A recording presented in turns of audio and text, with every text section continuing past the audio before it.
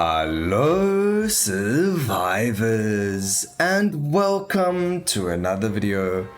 In today's video we are back in Soulstone Survivors. I have a chaotic video for you. We are playing on the Spellblade. We are using a tag that he does not have access to, which is the Chaos tag, and there's actually only 4 characters in the entire game that don't have access to this tag. That is the Spellblade, it is the Paladin, the Beastmaster, and the Elementalist. I just thought it'd be really fun to do it on the Spellblade, because then we can call it the Chaos Blade carries us, or something like that, I don't know, but Chaos Blade can be in the title. And he does have some really good specs with his weapon. He gets a bonus everything. There's no real negatives over here because they kind of cancel each other out and they become positives, so that's fantastic. The runes we are running are going to be Multicast Mastery, Skill Mastery Chaos, Skill Inclination Chaos, Executioner, and Unconventional Start.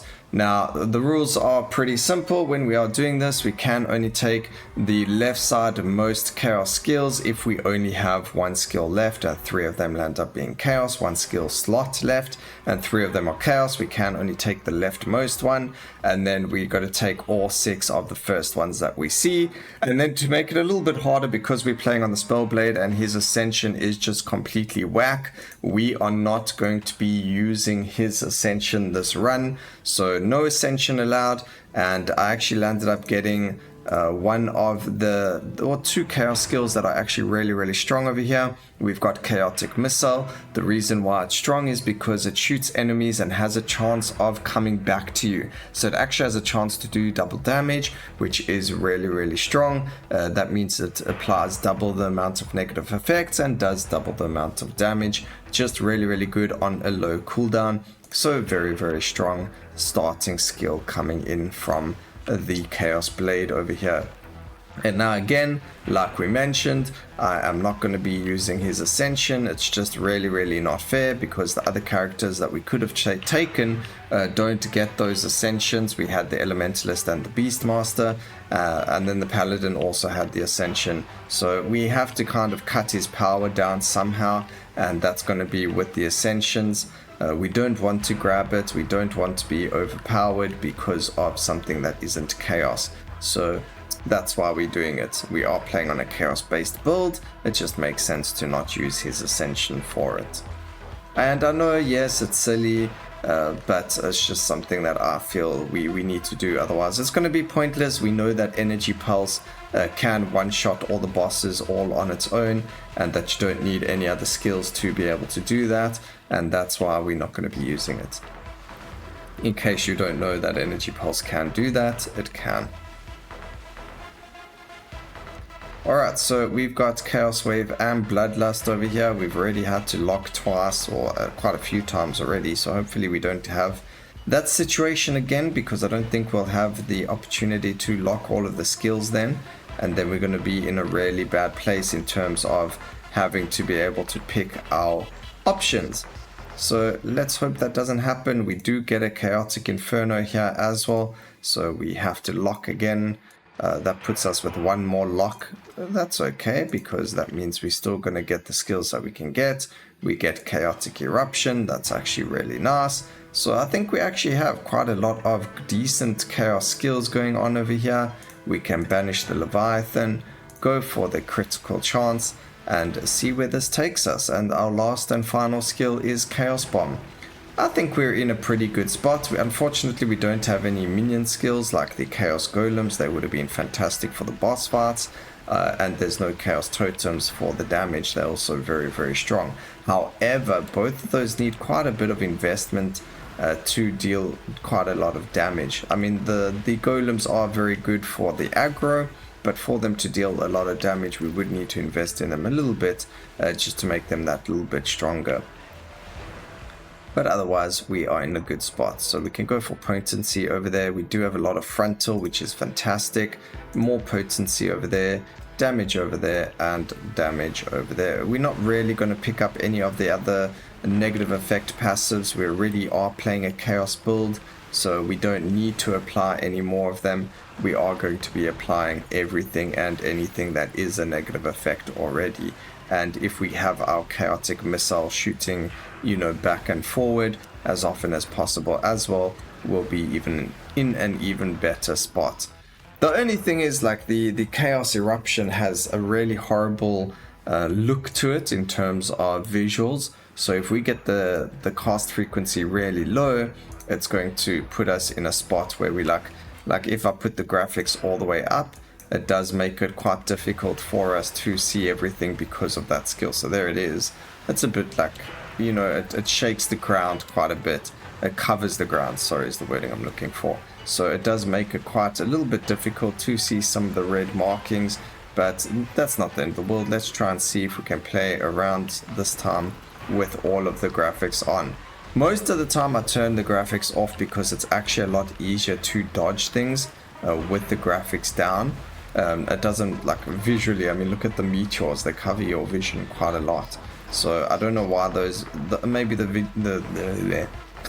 excuse me, maybe the meteors need to have their own slider. So like enemies' projectiles and your projectiles could have different skill sliders, or maybe the actual skill sliders could have their own sliders for opacity. So some skills you could turn right down and keep others, or some skills you can keep the visuals off completely and others you can keep on. A good example of this, luckily we picked it up now when we don't actually do damage with it, but a good example of this is going to be like our Chaos Inferno, where we don't actually want it on. We would rather have you know, not Chaos Inferno, our Chaos Eruption. We'd rather not have the visuals for that on because it does take up a lot of the screen, and we would rather have visuals of, let's say, chaotic missile. So, you know, just my personal opinion of how things could be that could make it a little bit better. But I think that is quite a difficult thing to, you know, inherently put into the game, because then I think it's just a lot of coding and quite a difficult addition to add into a game, having, you know, visual sliders for absolutely every single skill and everything like that. So I don't see it happening, but it would be really cool if it could. And then I'm pretty sure we just killed the Chaos Walker.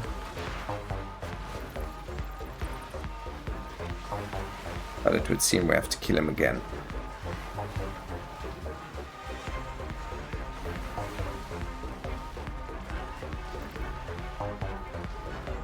Alright, area of effect. We're going to work on our crit as well a bit more till we're on about 100%. And then if we could find ourselves the, what do we call it again? The, oh man, sorry, I've been playing other games since Saturday, and I've completely forgotten half of the words. I don't know why. I think I just didn't sleep well, and therefore it's affecting me in a negative way. So very chaotic for me today, but we're looking for exposed weakness. I finally figured out what it was that I was looking for, wording wise. So we are looking for exposed weakness.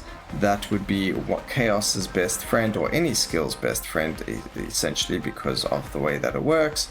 Having all of those negative effects being applied double just is fantastic. And stay away from the circles. We don't even want to step in them or even have the chance of being able to apply our ascension at all, ever. So let's get rid of that chance of us stepping into it completely. Alright, so we're nearly done with the bosses. I think we are going to have to turn down the graphics though. Unfortunately, all the visuals, including the boss, not the bosses, the meteors is a problem. Having them up all the time shooting at us is just making it really difficult to see things. I think it's more of the chaotic eruption and those specific visuals. It's just really terrible to see them all the time coming down. It's not nice.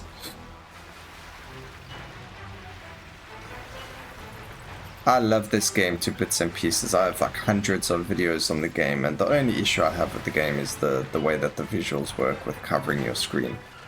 So I believe the developers are working on a performance fix for that, but I'm not 100% sure. I can't remember. I will have to speak to them and find out though, because that would make this game like AAA quality, you know. Like when we talk about roguelites and roguelikes and early access and, you know, cheap games that you just get a lot of hours out of, this is definitely up there. I know that Vampire Survivors set quite a high standard, but if you had to compare this, like if this came out before Vampire Survivors and got all that attention that Vampire Survivors got, then it would be in a completely different place. I mean, this game is, I don't know, I'm not going to throw Vampire Survivors dirt because it is a really, really good game for what it is and how much it is. But Soulstone Survivors visually is just, to me, a lot better because you get the better visuals, and then just gameplay loop-wise, I think you have a lot of build variety between all of them, both games, so you have a lot of hours of gameplay just compared to some of the other roguelites that are out there. You know, those two do stand on top of all the others, like above the rest. They stand above the rest, that's the wording. Okay, more cast frequency over there. Get some life, get some more damage, just go and grab damage. You know, you don't need anything else, we just need the damage, and we should be doing a-okay.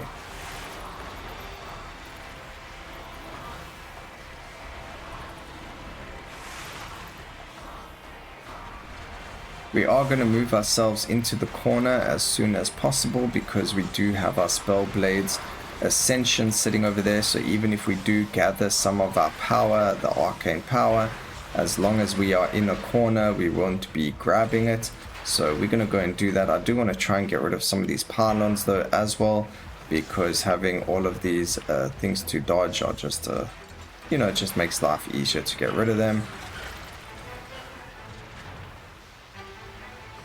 Makes sense to get rid of them, you know. And then if the bosses do spawn while we're doing this, we will just cart them into the corner and kill them from there. But there we go, everything is dead. I think we even killed the Void Hunter really quickly there as well. So that puts us in a fantastic spot. We can just grab a little bit of life over there.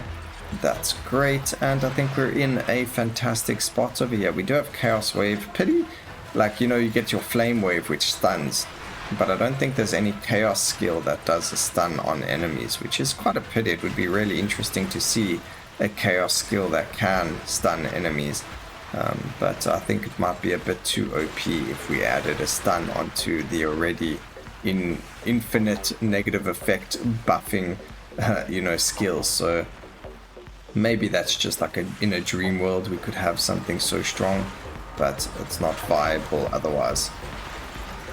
At least we have a lot of movement speed, so I am able to move out of those huge area circles quite quickly and comfortably.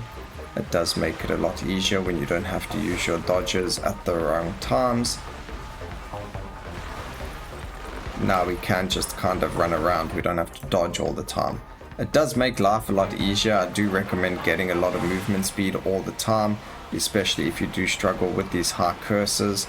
The movement speed really does make a huge difference, and being able to move out of the way of all of these area of effects without having to dodge them all the time does mean you can save your life, because being able to move out of that way saves your dodge, and that dodge could be used for like your Chaos Bringer's bomb attack or something like that, whereas you could just dodge and then you don't have your dodge up anymore, and you get one of those attacks that are going to instantly kill you and you don't have your dodge, so you're kind of screwed. So that's why it's important to have the movement speed as well, and or a very high block chance. If you have like insane block, then there's a chance you don't need the movement speed, you can just block the attack, but that's, you know, putting it into RNG's hands and being very, very lucky.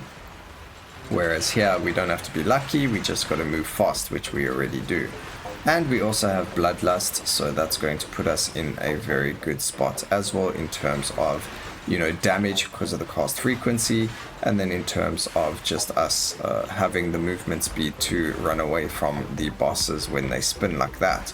So at least the Fallen King is taking a lot of damage first. It is terrifying seeing him on top of us. He did also get buffed by one of the Void Hunters. We just saw it now when he came running towards us.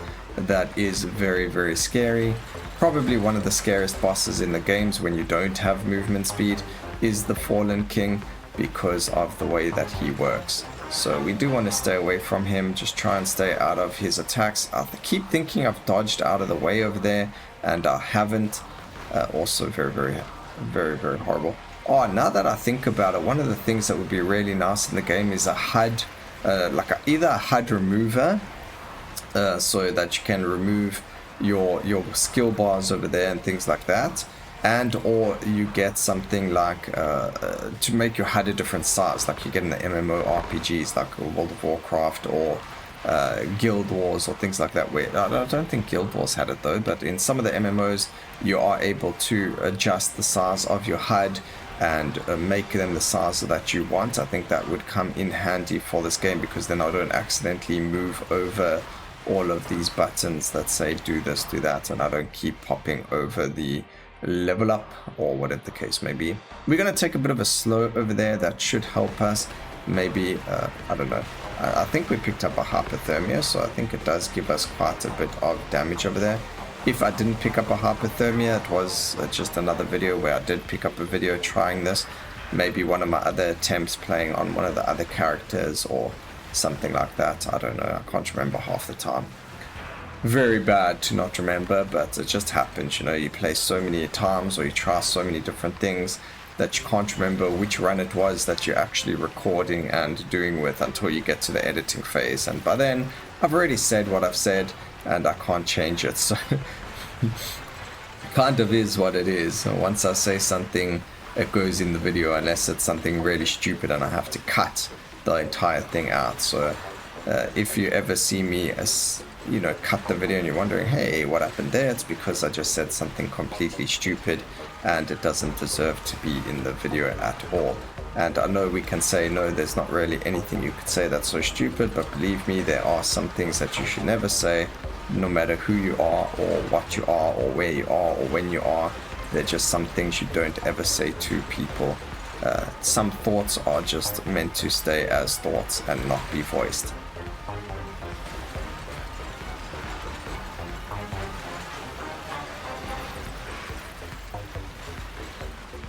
Alrighty, so very comfortable finish today. We didn't use the Ascension like we said we would. Well, we did land up using it once, but we only had the Celestial Awakening, so it didn't really do anything, and there was no bosses up at the time. So I think we're at a pretty safe space to say that we didn't use it. And there we go, we finally just killed them at the end there. I don't know why that took so long to kill them, but it did. Now they did. That's really cool. We can actually just pop this. Nah, let's not do that. Anyway, it took us a really long time though, 13.5 minutes. That is really long. Chaos Eruption doing the most amount of damage. I did not see that coming, but it deals quite a decent amount of damage. Actually, I didn't even know that. And it has a low cooldown, 2 seconds, although that could be because of Bloodlust.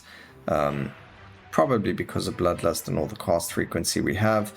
But a 2-second cooldown and over 2000 damage maximum done over there. That is huge. So I hope you guys enjoyed the video.